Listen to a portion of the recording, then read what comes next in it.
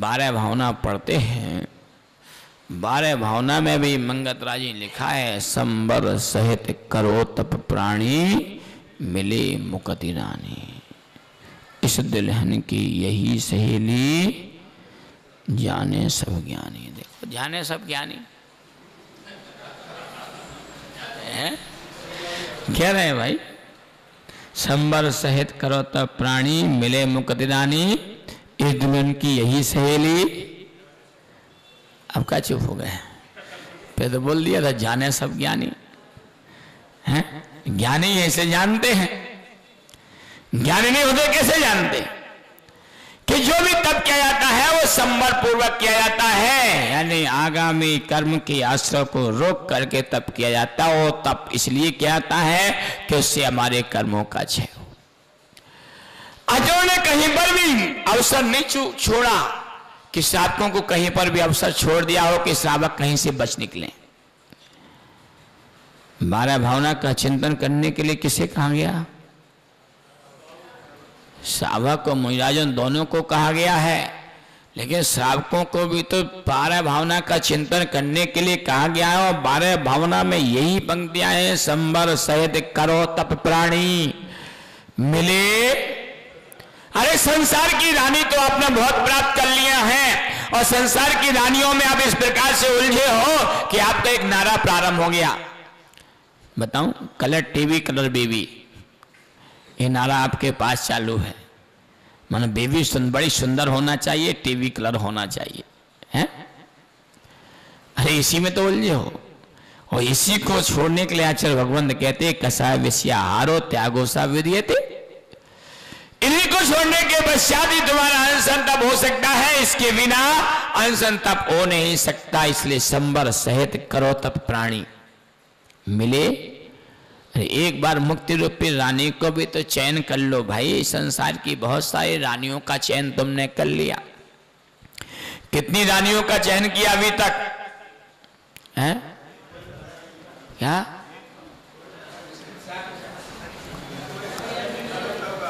कितनी रानियों का चयन किया है? और कहीं एक आध बार चक्रवर्ती बन गए हो तो 96 इकट्ठी थोक में एक भाव में ही इकट्ठी कर ली होंगी आपने, हैं? उसके पश्चात ना जाने कितने कितने कितने कितने भाव तुम्हारे अभी तक इस पृथ्वी पर आकर के मनुष्य की पर्याय के निकल गए होंगे, हैं? और उन सारे भावों में अगर एक आध बार मुसलमान बन गए हो तो बने होंगे, तो वहां तो अनेक पत्नी धर्म है कि नहीं है? क्या किसको छोड़ो, चलो आओ।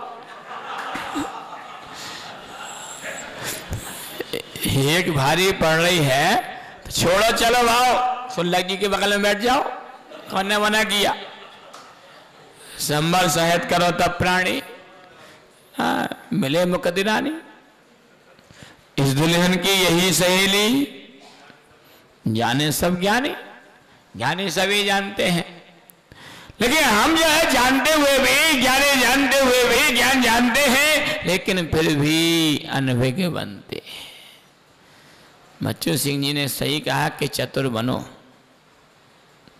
गलती नहीं है। आप भी वही कह रहे हैं जो ये करते हैं।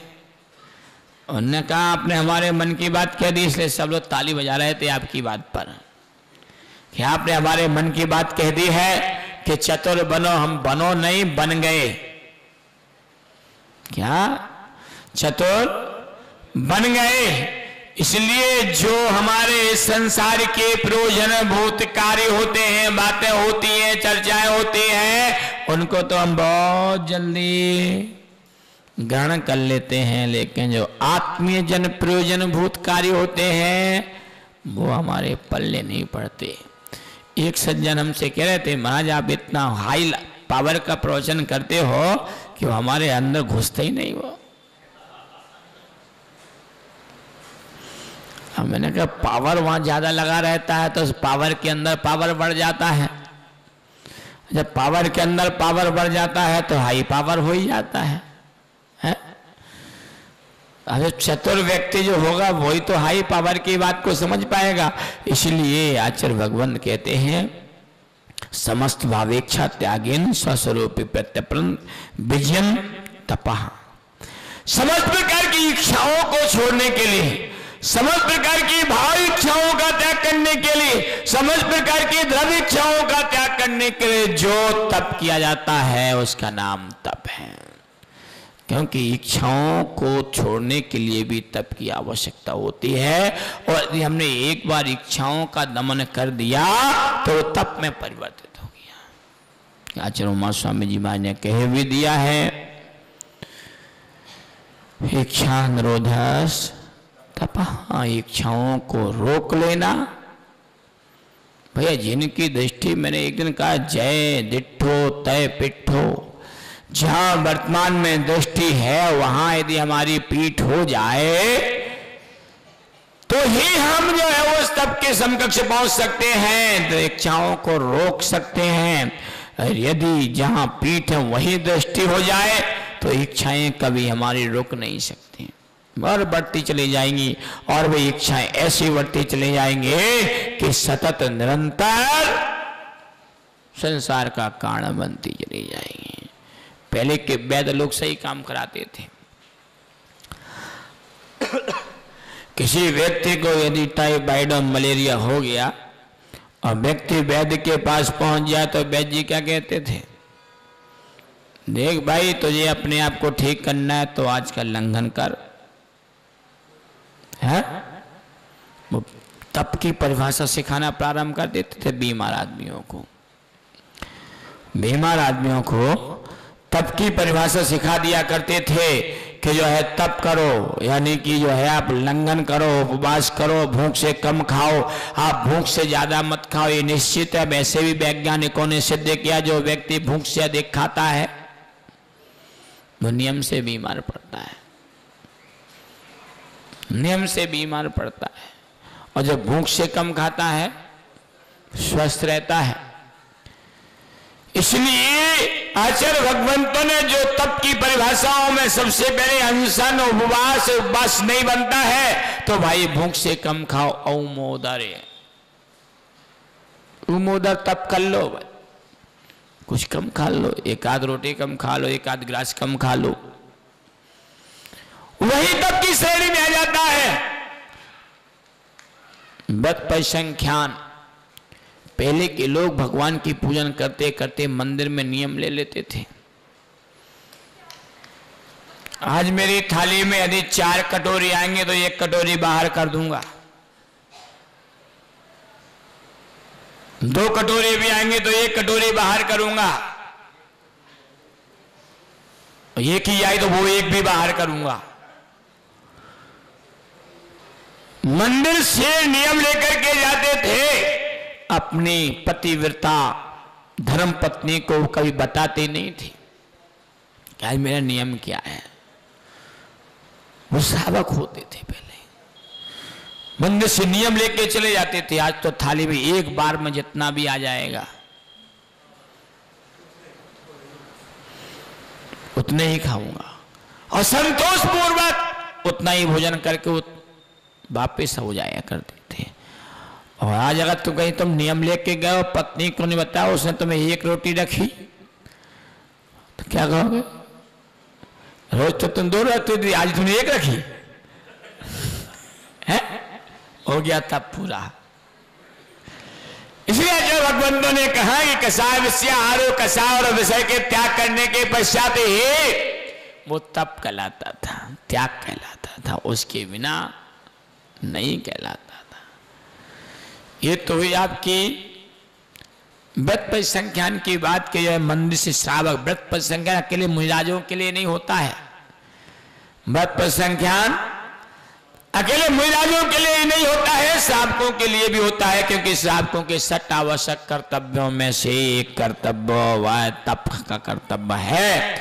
इसलिए व्रत परिसंख्यान रोज श्रावकों को कोई ना कोई मंदिर से नियम लेकर के जाना ही चाहिए, और वो नियम भी ऐसा हो कि किसी को मालूम ना हो, तो वो तप कहलाएगा,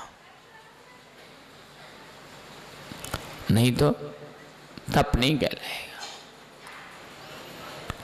रस परित्याग।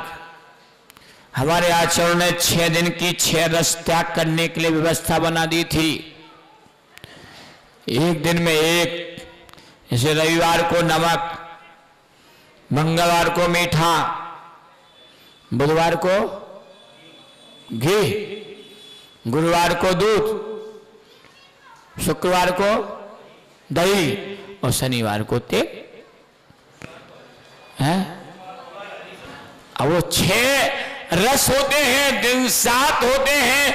तो हमारे विद्वानों ने सोचा भाई श्रावक का एक दिन क्यों वंचित रह जाए, तो उन्हें एक दिन सोमवार बचा रहा था, तो सोमवार में उन्होंने कहा हरि का त्याग तो करो, कम से कम थोड़ी सी तृष्णा भाव को घटाओ, क्योंकि यदि तृष्णा भाव को नहीं घटाओगे तो तब कभी कर ही नहीं सकते हो। इसलिए अपनी आकांक्षाओं को, इच्छाओं को, तृष्णाओं को घटाने के लिए उन्होंने सोमवार का दिन रख दिया कि सोमवार को हरि नहीं खाना। लेकिन श्रावक बड़े चतुर होते हैं, श्राविकाएं वो महाचतुर होती हैं। उन्होंने कहा सोमवार को हरि नहीं खाना, तो जो ये पालक की भाई सुखा के रख लो, सोमवार को बना लेंगे।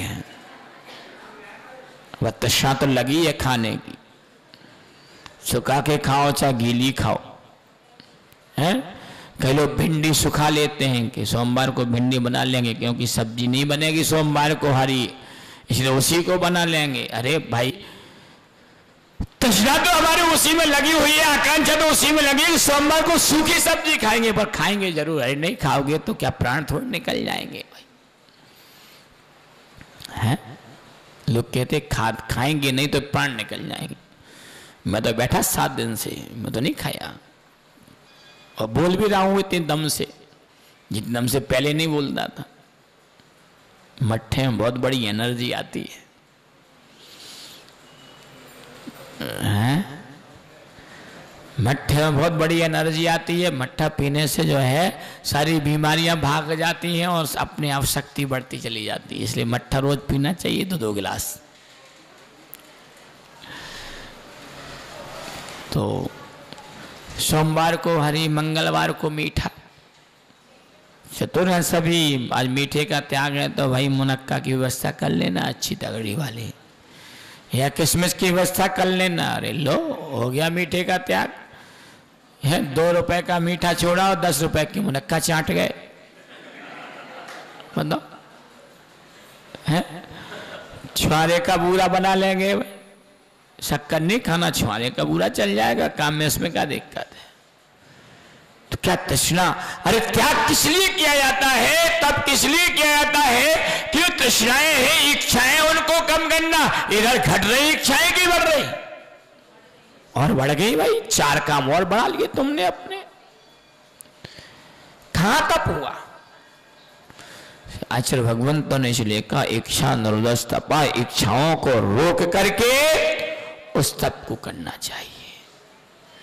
16 कारण की पूजन में भी लिखा है, जो तप तपे खपे अभिलाषा। हाँ देखो, याद सबको है, चूरे करम शिखर गुरु भाषा। जो तप तपे खपे अभिलाषा, अभिलाषा, अभिलाषा माने इच्छा। यानी तप को करने के पश्चात अपनी अभिलाषाओं को, इच्छाओं को खपाना, उनको नष्ट करना, उनको क्षय करना, उनको रोकना, उसका नाम तप है। और जब तक इच्छाओं को नहीं रोक सकोगे तब तक तप कहां से करोगे? चूरे करम शिखर गुरु भाषा, ये गुरु की भाषा है। तीर्थंकर अनंत भगवंतों की भाषा है कि जो इस प्रकार से तप को करता है, वो कर्मों को चूर चूर चूर चूर कर देता है, और कर्म शिखर, शिखर मोक्ष को प्राप्त हो जाता है। तप करने वाला ही मोक्ष को प्राप्त करता है, बिना तप किए बिना मोक्ष को प्राप्त कोई जीव कर नहीं सकता। इसलिए तप करते यौवन गया, द्रव्य गयो मुनिदान, प्राण गए सन्यास में, तीनों गए न जान।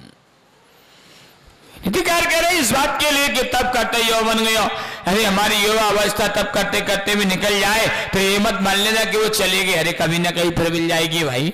द्रव्य गयो मुनिदान, अरे महाराज के लिए चारों प्रकार का आहार देने में यदि हमारा द्रव्य खर्च हो जाता है, पैसा खर्च हो जाता है, रुपया पैसा खर्च हो जाता है तो उसको गया हुआ मत जानो। और प्राण गए सन्यास में, कहां? समाधि मरण पूर्वक यदि हमारे प्राण निकल गए तो तीनों गयो न जान, इनको जाना हुआ मत मान लेना।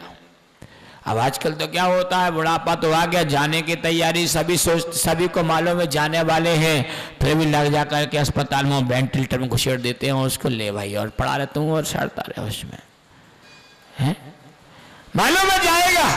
कभी साधु के पास नहीं ले जाएंगे, कहाँ ले जाएंगे भाई?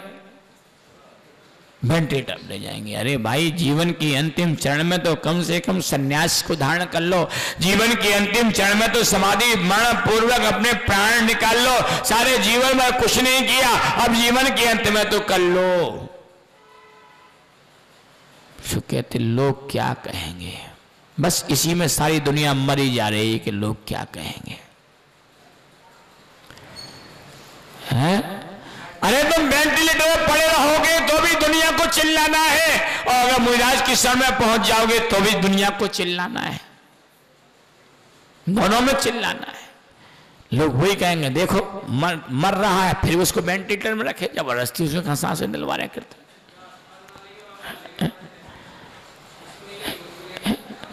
फिर भी कहेंगे लोग कि वेंटिलेटर पड़ा, जबरदस्ती उसको वेंटिलेटर में रख दिया, बता कैसा लड़का। अरे इससे अच्छा घर में रघुकार मंत्र पढ़ा सुनाता, सेवा करता, वो भी सुनने को मिलना है। सुनना ही है तो अच्छा काम क्यों नहीं करो? अच्छा काम करोगे तो जीवन के लिए अच्छाइयाँ प्राप्त होंगे, जीवन के लिए श्रेष्ठता प्राप्त होगी, जीवन के लिए मधुरता प्राप्त होगी। लेकिन मैं तो निर्णय यही किया कि सम्यक दृष्टि जीव होते हैं उनकी तो सारी की सारी चीजें सम्यक प्रकार चलती हैं, सम्यक का बोध उन्हें प्राप्त होता चला जाता है।